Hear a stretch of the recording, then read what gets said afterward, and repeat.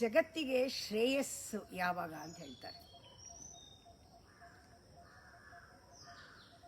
ಮನುಷ್ಯನಿಗೆ ಅದೇನೋ ಗೊತ್ತಿಲ್ಲ, ಕೆಲವರಿಗೆ ಫಿಕ್ಷನ್ ಅಂದರೆ ತುಂಬ ಇಷ್ಟ, ಹಾರರ್ ಮೂವಿ ಅಂದರೆ ಇಷ್ಟ, ಜಗಳ ಅಂದರೆ ಇಷ್ಟ, ಜಗಳ ಆಡೋದು ಇಷ್ಟ, ಜಗಳ ನೋಡೋದು ಇಷ್ಟ, ಜಗಳ ತಂದಿಡೋದು ಇಷ್ಟ, ಜಗಳ ಜಗಳ ಜಗಳ ಒಂಥರ.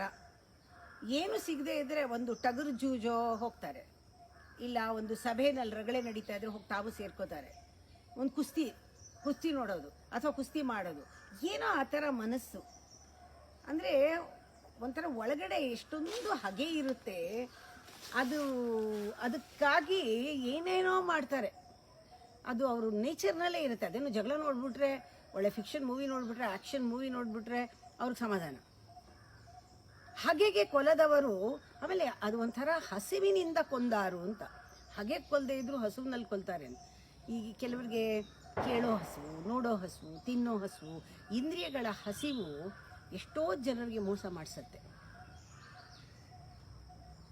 ಅದು ಯಾಕೆ ಹೀಗೆಲ್ಲ ಆಗುತ್ತೆ ಅಂದರೆ, ನಮ್ಮಲ್ಲಿ ಆ ಮನುಷ್ಯ ಅಂದಾಗ ಅದರಲ್ಲಿ ಆ ಮೃಗಶೇಷ ಜಾಸ್ತಿ ಇದ್ದರೆ, ಆ ಮೃಗ ಅನ್ನೋದ್ರದ್ದು ಉಳಿಸ್ಕೊಂಡು ಬಂದಿರ್ತೀವಲ್ಲ, ಅದಿರೋವರೆಗೂ ಜಗಳ ತಪ್ಪದು ಜಗತ್ತಿನಲ್ಲಿ. ನಾವು ಗಮನಿಸಬೇಕಾಗಿರೋದು, ದೈವತ್ವ ನೋಡೋಕ್ಕೆ ಮುಂಚೆ ನಮ್ಮಲ್ಲಿ ಎಷ್ಟು ಪ್ರಾಣಿತ್ವ ಇದೆ, ಪಶುತ್ವ ಇದೆ. ಒಂದೊಂದ್ಸತಿ ಮನುಷ್ಯನಾಗಿ ಬುದ್ಧಿ ಇರೋದ್ರಿಂದ ಪ್ರಾಣಿಗಿಂತ ಕೀಳಾಗಿ ವರ್ತನೆ ಮಾಡೋದು. ಇದನ್ನು ಗಮನಿಸಬೇಕು. ಜಗತ್ತಿಗೆ ಇಲ್ಲದೇ ಶ್ರೇಯಸ್ಸಿಲ್ಲ. ಮೃಗಶೇಷವಿರುವನಕ ಜಗಳ ತಪ್ಪದು ಜಗದಿ. ಎಷ್ಟು ಕ್ಲಿಯರ್ ಆಗಿ ಡೈರೆಕ್ಟ್ ಆಗಿ ಹೇಳಿದ್ದಾರೆ. ಮೃಗಶೇಷವಿರುವನಕ ಜಗಳ ತಪ್ಪದು ಜಗದಿ. ಹಗೆಗೆ ಕೊಲದವರು ಹಸಿವಿನಿಂದ ಕೊಂದಾರು. ಟಗರು ಜೂಜೋ, ಸಭೆಯ ರಗಳೆಯೋ, ಕುಸ್ತಿಯೋ, ಸೊಗಜನಕ್ಕೆ ರಣರಂಗ ಮಂಕುತಿಮ್ಮ. ಇದರಲ್ಲಿ ಸೊಗಸು ನೋಡೋರಿದ್ದಾರೆ. ಯಾಕೆ? ಮನಸ್ಸು ಹೇಗಿರುತ್ತೆ ಅಂದರೆ, ಮನೋರಥಗಳು, ಅದಾಗಬೇಕು, ನಾನು ಬದುಕಿರೋ ಅಷ್ಟರಲ್ಲಿ ಇದು ಮುಗಿದೋಗ್ಬಿಟ್ಟು ಇಷ್ಟು ಆಗ್ಬಿಡ್ಬೇಕು ಅಂತ ಒಂಥರ ಚಕ್ರ ವೇಗ. ಅದು ಅಲ್ಲಿ ಯೋಚನೆಗಳು ಅದಕ್ಕಾಗಿ ಬರ್ತಾ ಇರುತ್ತೆ. ಇದಾಗಬೇಕು, ಇದಕ್ಕಿಷ್ಟು ಯೋಚನೆ, ಅದಕ್ಕಾಗಬೇಕು, ಅದಿಷ್ಟು ಇರುತ್ತೆ, ಪ್ಲ್ಯಾನಿಂಗು ಎಲ್ಲ ಯಾವಾಗಲೂ ಆ್ಯಂಬಿಷನ್ನು, ಪ್ಲ್ಯಾನು ನಡೀತಾನೇ ಇರುತ್ತೆ. ಇದಕ್ಕೆ ಒಂಥರ ಇದು ಹೆಂಗೆ ಅಂದರೆ, ಒಂದೊಂದು ಸಂಕಲ್ಪಕ್ಕೆ ಒಂದೊಂದು ಹಾರ ಹಾಕ್ಕೊಳ್ಳೋದು ಅಂತಾರಲ್ಲ. ಎಲ್ಲರ ಹತ್ರ ಹೋಗೋದು, ಅವ್ರ ಹತ್ರ ಒಂದು ಮಣಿ ತೊಗೊಳ್ಳೋದು ಹಾಕ್ಕೊಳ್ಳೋದು, ಇನ್ನೊಬ್ರ ಹತ್ರ ಇನ್ನೊಂದು ಮಾಲೆ ತೊಗೊಳ್ಳೋದು ಹಾಕ್ಕೊಳ್ಳೋದು, ಇನ್ನೊಬ್ರ ಹತ್ರ ಒಂದು ರುದ್ರಾಕ್ಷಿ ಹಾಕ್ಕೊಳ್ಳೋದು, ಇನ್ನೊಬ್ರ ಹತ್ರ ಯಂತ್ರ ತೊಗೊಳ್ಳೋದು ಹಾಕ್ಕೊಳ್ಳೋದು ಕೈ ಎಲ್ಲರೂ ವಿಪರೀತ. ಇಲ್ಲೆಲ್ಲ ಸಂಕಲ್ಪದ ಬಂಧಗಳ ದಾರಗಳು ರಾಶಿ. ಯಾವತ್ತೋ ಒಂದು ಬಂಧ ಹಾಕ್ಕೊಂಡು ಕೆಲಸ ಮಾಡಿದ್ಮೇಲೆ ಅದು ಬಿಚ್ಚಾಕದ ಇಲ್ಲ. ಕೆಲಸ ಮಾಡ್ದೇನೆ ಬಿಚ್ಚಾಕ್ಬಿಡ್ತಾರೆ ಕೆಲವರು. ಕೆಲಸ ಮಾಡೋವ್ರಿಗೂ ಇರಬೇಕು ಅಂತ ಅದಿರೋದು. ಕೆಲಸ ಮಾಡಲ್ಲ, ಬಿಚ್ಚಾಕ್ಬಿಡ್ತಾರೆ. ಅದಕ್ಕೆ ಬಂಧಕ್ಕೆ ಒಂದು ರಾಖಿ ಬಂಧನಿಗೂ ಅಷ್ಟೇ, ಇನ್ನೊಂದು ಬಂಧಕ್ಕೂ ಅಷ್ಟೇ, 3 ಗಂಟೆ ಹಾಕೋದಕ್ಕೂ ಅಷ್ಟೇ, ಯಾವುದಕ್ಕೂ ಬೆಲೆನೇ ಇಲ್ಲ. ಆ ಥರ ತನ್ನ ಮಣಿ ಹಾರಗಳ ಸಿಕ್ಕು ಬಿಗಿತದೀನಿ. ಅಷ್ಟೊಂದು ಒಂದೊಂದ್ಸತಿ ನೀವು ತುಂಬ ಸರಗಳು ಹಾಕ್ಕೊಂಬಿಡಿ, ಬಿಚ್ಚಕ್ಕೆ ಆಗಲ್ಲ, ಅಷ್ಟು ಗಂಟುಗಾಗಿರುತ್ತೆ. ಇದ್ರದ್ದು ಗಂಟು ಅದಕ್ಕೆ, ಅದ್ರ ಹುಕ್ಕಿ ಇದಕ್ಕೆ, ಅದ್ರ ದಾರ ಅದಕ್ಕೆ. ಡ್ಯಾನ್ಸರ್ಸ್ ಎಲ್ಲ ವಿಪರೀತ ಹಾರಗಳು ಹಾಕೊಂಡ್ರೆ ಬಿಚ್ಚಿದ್ರೆ ಎಲ್ಲ ಅದು ಗಂಟೆ ಆಗಿರುತ್ತೆ, ಸಿಕ್ಕಾಗಿರುತ್ತೆ. ತನ್ನಯ ಮನೋರಥಂಗಳ ಚಕ್ರ ವೇಗದಿನೇ, ತನ್ನ ಮಣಿಹಾರಗಳ ಸಿಕ್ಕು ಬಿಗಿತದಿನೇ.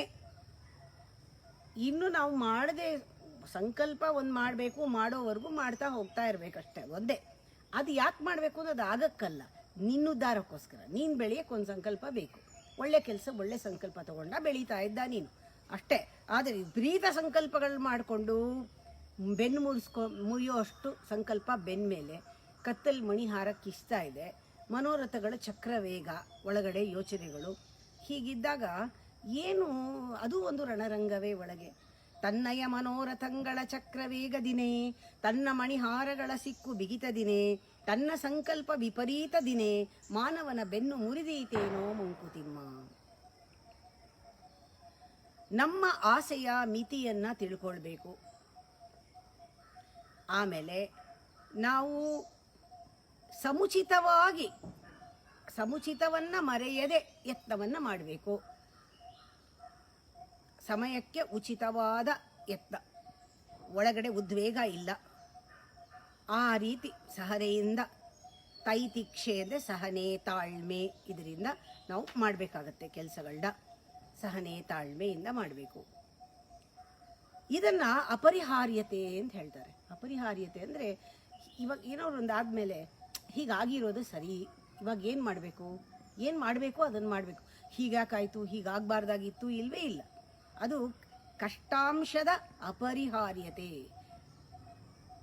ಇದಕ್ಕೆ ನಾವು ತಿಳ್ಕೊಳ್ಬೇಕಾಗೋದು ಬೇಸಿಕ್ ಟ್ರೂತ್ ತಿಳ್ಕೊಬೇಕು. ಏನು, ಸಾವು ಅನ್ನೋದಿದೆಯಲ್ಲ, ಮೃತಿ ಅನ್ನೋದು, ಅದು ಜೀವನದ ಕಥೆಗೆ ಕೊನೆ ಅಲ್ಲ, ಒಂದು ಇಂಟರ್ವಲ್ ಮಾತ್ರ. ಇದು ಈ ಅರಿವು ಬಂದ್ಬಿಟ್ರೆ ನರಕುಲಕ್ಕೆ ಹಿತ. ಆಗ ಯಾರಿಗೂ ಸ್ಪೀಡ್ ಇರಲ್ಲ, ಸಹನೆ ಇರುತ್ತೆ, ತಾಳ್ಮೆ ಇರುತ್ತೆ. ಕಷ್ಟ ಬಂದಾಗ ಹುಟ್ಟಿದಾಗಲೇ ಒಂದು ಕೈ ಇಲ್ಲ, ಏನು ಮಾಡೋಕ್ಕಾಗತ್ತೆ? ಅವನಿಗೆ ಆ ಕೈ ಇಲ್ಲದೇ ಇದ್ರೂ ಕೂಡ ಅವನಿಗೆ ತನ್ನ ಕೆಲಸ ಮಾಡ್ಕೊಳಕ್ಕೆ ಆ ಮಗುಗೆ ಬಂದ್ಬಿಡುತ್ತೆ ಆವಾಗಲೇ. ಅದಕ್ಕೆ ಅನುಕೂಲ ಮಾಡಿಕೊಡ್ಬೇಕು. ಇದು ಉದಾಹರಣೆ. ಹಾಗೆ ನಮ್ಮ ಜೀವನದಲ್ಲಿ ಏನಾದರೂ ನಡೆದರೆ ಅದು ಅಪರಿಹಾರ್ಯತೆ ಅಂತ ಹೇಳ್ತಾರೆ. ಅದು ತುಂಬ ಮುಖ್ಯ. ತಿತೀಕ್ಷ್ಣೆ ಕಷ್ಟ ಅಂಶದ ಅಪರಿಹಾರ್ಯತೆ. ಮೃತಿಯೇ ಜೀವನ ಕಥೆಯ ಕೊನೆಯಲ್ಲವೆಂಬ ಅರಿವು. ಮೃತಿ ಅಂದರೆ ಸಾವು. ಸಾವೇ ಜೀವನದ ಕೊನೆ ಅಲ್ಲ, ಇದು ಇಂಟರ್ವಲ್ ಅಷ್ಟೇ ಬಂದಿರೋದು. ಬೇಕಾದಷ್ಟು ನಮಗೆ ಟೈಮ್ ಇದೆ. ನಾವು ಪರಿಪಕ್ವವಾಗೋವರೆಗೂ, ಪೂರ್ತಿ ಆಗೋವರೆಗೂ ಹುಟ್ಟುತ್ತಾನೆ ಇರ್ತೀವಿ. ಆದರೆ ನಾವು ಸರಿಯಾಗಿ ಹುಟ್ಟಕ್ಕೆ ಯಾವ ರೀತಿ ಬೇಕೋ ಆ ರೀತಿ ನಡ್ಕೋಬೇಕು. ಮುಂದಿನ ಜನ್ಮ ಇದೆ, ಆಮೇಲೆ ನೋಡ್ಕೊಳ್ಳೋಣ, ಇವಾಗೆಲ್ಲ ನಾನು ಪಾಪದ ಕೆಲಸನೇ ಮಾಡ್ತೀನಿ ಅಂದರೆ ಮುಂದಿನ ಜನ್ಮ ನಿಂಗೆ ಹಿತವಾಗಿರಲ್ಲ. ನಾನು ಪರಿಪೂರ್ಣಕ್ಕೆ ಹೋಗೋಕ್ಕೆ ಇವತ್ತೇನಾದರೂ ಕೆಲಸ ಮಾಡಿದ್ರೆ ಮುಂದಿನ ಜನ್ಮ ಉತ್ತಮವಾದ ಜನ್ಮ ಸಿಗತ್ತೆ. ಅದಕ್ಕೆ ಯಾವ ರೀತಿ? ಸರ್ವಾರ್ಥ ಸಹಭಾಗೀಯತೆ. ಸರ್ವಾರ್ಥ ಸಹಭಾಗಿ, ಎಲ್ಲರ ಮೂಲವನ್ನು ನೋಡಿಕೊಂಡು, ಎಲ್ಲ ಅರ್ಥಗಳ ಮೂಲವನ್ನು ನೋಡಿಕೊಂಡು, ಎಲ್ಲ ಸಂಪತ್ತಿನ ಮೂಲಗಳನ್ನು ನೋಡಿಕೊಂಡು, ಎಲ್ಲರ ಜೊತೆನೂ ಎಲ್ಲರಿಗೂ ಸಮವಾಗಿ ಇದು ಸಿಗಬೇಕು. ಈ ಸಂಪತ್ತು ಎಲ್ಲರಿಗೂ ಸಿಗಬೇಕು. ಸರ್ವಾರ್ಥ ಸಹಭಾಗೀಯತೆ, ರಾಷ್ಟ್ರ, ಕುಲ, ವರ್ಗ, ಇದು ಎಷ್ಟು ವಿಶಾಲವಾದ ದೃಷ್ಟಿನಲ್ಲಿ ಬರೆದಿದ್ದಾರೆ ಅಂದರೆ ಇದರಲ್ಲಿ ಯಾವುದೂ ವ್ಯಕ್ತಿಗತವಾಗಿಲ್ಲ. ಅದು ಪರ್ಸನಲ್ ಆಗಿ ನಿನ್ನ ಜೀವನ ಚೆನ್ನಾಗಿ ಮಾಡ್ಕೊಳ್ಳೋ ಇಲ್ಲ. ಲೋಕದ ಕಲ್ಯಾಣ ಆಗಬೇಕು, ವಿಶ್ವದ ಕಲ್ಯಾಣ ಆಗಬೇಕು, ಎಲ್ಲರೂ ಚೆನ್ನಾಗಿರಬೇಕು. ಸರ್ವದ ಅಣು ತಾನು, ಎಲ್ಲರಲ್ಲೂ ತಾನಿದ್ದೀನಿ ಅಂತ ಒಬ್ಬೊಬ್ಬರೂ, ಓರ್ವ ಮನುಜನ್ ಒಬ್ಬೊಬ್ಬನಿಗೂ ಗೊತ್ತಾಗಬೇಕು. ಸರ್ವಜೀವ ಸಮೃದ್ಧಿಗೆ ಅನುಗೂಡಿ ನಾನು ದುಡಿತೀನಿ. ಹೀಗೆ ಅಂದಾಗ ಒಬ್ರಿಗೆ ಅನ್ಸಿದ್ರೆ ಅವತ್ತು ಅವ್ರಿಗೆ ಹಬ್ಬ, 10 ಜನಕ್ಕೆ ಅನ್ಸಿದ್ರೆ ಜೀವನ ಅಲ್ಲಿ ಒಂದು ಹಬ್ಬ, ಇಳೆಗೆ ಹಬ್ಬ, ಭೂಮಿನಲ್ಲಿ ಹಬ್ಬ. ಅದು ನಾವು ಆರಿಸ್ಕೊಂಡು ದೀಪಾವಳಿ ಯುಗಾದಿ ಮಾಡೋದಲ್ಲ. ನಮ್ಮ ಜೀವನದಲ್ಲಿ ದಿನಾಗ್ಲೂ ಹಬ್ಬ ಯಾವಾಗ? ನಮಗೆ ನಮ್ಮ ಪರ್ವ ಅಂದು ಇಳೆಗೆ, ಹಬ್ಬ ಅಂದು ಇಳೆಗೆ. ಪರ್ವ ಅಂದರೆ ಹಬ್ಬ. ಯಾವಾಗ? ಸರ್ವಜೀವಿ ಸಮೃದ್ಧಿಗೆ ಅನುಗೂಡಿ ದುಡಿಯುತ್ತಿದೆ.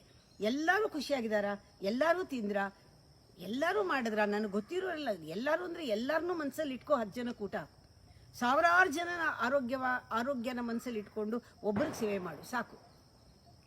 ಸರ್ವಾರ್ಥ ಸಹಭಾಗೀಯತೆಗೆ ರಾಷ್ಟ್ರ, ಕುಲ, ವರ್ಗ, ಸರ್ವದ ಅಣು ತಾನೇನು ತೋರೋರ್ವ ಮನುಜನ್, ಸರ್ವಜೀವ ಸಮೃದ್ಧಿಗಳ ಅನುಗೂಡಿ ದುಡಿಯುತ್ತಿರೆ. ಪರ್ವ ಬಂದು ಇಳೆಗೆ ಮಂಕುತಿಮ್ಮ. ಜಗತ್ತಿಗೆ ಹಬ್ಬ ಆಗಬೇಕು, ಅದನ್ನು ನೋಡು ನೀನು. ನರಕುಲಕ್ಕೆ ಹಿತವಾಗೋದನ್ನು ನೋಡು. ಜನಕ್ಕೆ ಒಂದು ರಣರಂಗ ಮಾಡ್ಕೊಳ್ಬೇಡ. ಬೆನ್ಮುರಿಯೋ ಹಾಗೆ ಸಂಕಲ್ಪಗಳನ್ನ ತಗೋಬೇಕಾಗಿಲ್ಲ. ಅಷ್ಟಕ್ಕೆ ನಮಗೆ ಬೇಕಾಗಿರೋದು, ನಾವು ಸತ್ತೋದ್ರೆ ಮುಗ್ದೋಗಲ್ಲ ಜೀವನ, ಒಂದು ಇಂಟರ್ವಲ್ ಅಷ್ಟೇ. ಮುಂದಿನ ಜನ್ಮ ಇದೆ, ಅದಿನ್ನೂ ಚೆನ್ನಾಗಿ ಆಗ್ಬೇಕಾದ್ರೆ ನಾವು ಈ ಥರ ನಡ್ಕೊಂಡ್ರೇ ಮುಂದೆ ಜನ್ಮದಲ್ಲಿ ಒಳ್ಳೊಳ್ಳೆ ಜನ್ಮ ಸಿಕ್ಕೋದು, ನಿಂಗೆ ಸುಖ ಸಿಗೋದು. ತಿಳ್ಕೋಬೇಕು, ಕಾಯಕ್ಕಿಂತ ಆತ್ಮನೇ ಹೆಚ್ಚು ಅಂತ. ಕಾಯಕ್ಕಿಂತ ಆತ್ಮ ಪಿರಿದೆಂದು ಜನವರಿತಂದು. ಯಾವಾಗ ಅದು ಸಿಗತ್ತೆ? ನೀನು ಆತ್ಮ ಸಂಶೋಧನೆ ಮಾಡಿ ಆತ್ಮದ ಒಂದು ಜ್ಞಾನವನ್ನು ಬಂದಾಗ ನಿನಗೆ ನನ್ನ ಈ ದೇಹ ಹೊರಟೋಗೋದು, ಹೋಗ್ಲಿ ಬಿಡು, ಇನ್ನೊಂದು ಬರುತ್ತೆ. ಕಾಯಕ್ಕಿಂತ ಆತ್ಮನೇ ದೊಡ್ಡದು. ಕಾಯಕ್ಕಿಂತ ಆತ್ಮ ಪಿರಿದೆಂದು ಜನವರಿತಂದು, ಸ್ವೇಚ್ಛೆಯಂ ಸಮಾಧಾನ ಕೆಡೆತಂದು. ತನ್ನ ಇಚ್ಛೆ ಏನು? ಎಲ್ಲರ ಇಚ್ಛೆ, ಎಲ್ಲರನ್ನೂ ಸಮಾಧಾನವಾಗಿರೋದೇ ನನ್ನ ಇಚ್ಛೆ. ಅಂದರೆ ದಾಯ ಅಂದರೆ ಇಲ್ಲಿ ಪಾಲು. ಏನು ಆಗ್ತಾ ಇದೆ ಸಮಷ್ಟಿ ಭೂಭಾಗ್ಯ ಏನಿದೆ ಲೋಕದಲ್ಲಿ, ಅದು ಎಲ್ಲರಿಗೂ ಪಾಲು ಸಿಗಲಿ ಅಂತ. ನಾನು ಒಬ್ಬಳೇ ತಿನ್ನಬೇಕು, ನಾವು ಒಬ್ಬರೇ ಮಾಡಬೇಕು, ನಮ್ಮದೇ ಆಗಬೇಕು, ಎಲ್ಲರಿಗೂ ಈ ಪಾಲಿರಲಿ. ಶ್ರೇಯ ನೆರವುದು ಜಗಕ್ಕೆ ಮಂಕುತಿಮ್ಮ. ಆಗ ಶ್ರೇಯಸ್ಸು, ಆಗ ಸಮವಾಗಿ ಎಲ್ಲರಿಗೂ ಸೃಷ್ಟಿಯಲ್ಲಿ ಏನಿದೆಯೋ ಅದರಲ್ಲಿ ಭೂಮಿಯ ಭಾಗ್ಯ ಎಲ್ಲರಿಗೂ ಸಮನಾಗಿ ಸಿಗಲಿ. ಇದು ಬರಬೇಕು. ಆತ್ಮೋನ್ನತಿಗೆ ನಾನು ಕೆಲಸ ಮಾಡ್ತೀನಿ, ಆತ್ಮೋನ್ನತಿಗಾಗಿ ನಾನು ಕೆಲಸ ಮಾಡ್ತೀನಿ. ಆಗ ನನ್ನ ಆಸೆ ಏನಿದೆ ಅದು ವಿಫಲವಾದ್ರೂ ಕೂಡ ನಾನು ಮಾಡ್ತಾ ಇರೋದು ನನ್ನ ಇಂಟೆನ್ಷನ್ ಒಳ್ಳೆಯದೇ ಇರುತ್ತೆ. ಈ ನಡುವೆ ಈ ಜನ್ಮದಲ್ಲಿ ನಡೀದೇ ಇರ್ಬೋದು, ನನ್ನ ದೇಹ ಹೊರಟೋಗ್ಬೋದು, ಆದರೂ ಕೂಡ ಒಂದು ಇಂಟರ್ವಲ್ ಅಷ್ಟೇ, ಪುನಃ ಬರ್ತೀನಿ ನಾನು. ಅದು ಮನಸ್ಸಲ್ಲಿದ್ದಾಗ ನಿಮಗೆ ಹಿತ ಇರುತ್ತೆ. ಹಿತ ನರಕುಲಕ್ಕೆ, ಪರ್ವ ಅಂದು ಇಳೆಗೆ, ಮೃತಿಯೇ ಜೀವನದ ಕಥೆಯ ಕೊನೆ ಅಲ್ಲವೆಂಬ ಅರಿವು. ಇದು ಜಗತ್ತಿಗೆ ಶ್ರೇಯಸ್ಸು ಅಂತ. ಬರ್ತಾ ಬರ್ತಾ ಅವರು ವಿಶಾಲವಾದ ಮನಸ್ಸನ್ನು ವಿಶಾಲ ಮಾಡೋಕ್ಕೆ ನೋಡ್ತಾ ಇದ್ದಾರೆ, ಹೃದಯನ ಶ್ರೀಮಂತ ಮಾಡೋಕ್ಕೆ ನೋಡ್ತಾ ಇದ್ದಾರೆ. ಒಬ್ಬ ವ್ಯಕ್ತಿಯನ್ನು ಅವನು ಶಕ್ತಿಯ ಒಂದು ರಾಶಿಯಾಗಿ ಅವ್ರು ನೋಡೋದಕ್ಕೆ ಇಷ್ಟಪಡ್ತಾ ಇದ್ದಾರೆ. ಇದು ಬಹಳ ಚೆನ್ನಾಗಿದೆ. ಇದೆಲ್ಲ ಓದ್ತಾ ಓದ್ತಾ ಕಣ್ಣು ಮುಚ್ಕೊಂಡು ಕೂತ್ಕೊಂಡ್ರೆ ಮೆಡಿಟೇಷನ್ ಆಗಿಬಿಡುತ್ತೆ, ಇನ್ಕ್ಲೂಷನ್ ಬಂದುಬಿಡುತ್ತೆ. ಇದು ಇಷ್ಟೇ ಜೀವನ ನಂದು. ನಾನು ಎಲ್ಲರ ಜೊತೆ ಚೆನ್ನಾಗಿರ್ಬಿಡ್ಬೇಕು, ಎಲ್ಲರೂ ಚೆನ್ನಾಗಿರಬೇಕು, ಎಲ್ಲರೂ ಸುಖವಾಗಿರಬೇಕು, ಎಲ್ಲರಲ್ಲೂ ನಾನಿದ್ದೀನಿ, ನಾನೇ ಎಲ್ಲರಲ್ಲೂ ಇರೋದು. ಅವರು ತಿನ್ನಲಿ, ಅವರು ಚೆನ್ನಾಗಿರಲಿ, ಅವರು ಬಾಳಲಿ, ಅವರು ಚೆನ್ನಾಗಿರಲಿ, ಸ್ವಸ್ತಿ ಸ್ವಸ್ತಿ ಸ್ವಸ್ತಿ, ಇದೇ ಬಂದ್ಬಿಡುತ್ತೆ ಮನಸ್ಸಿಗೆ.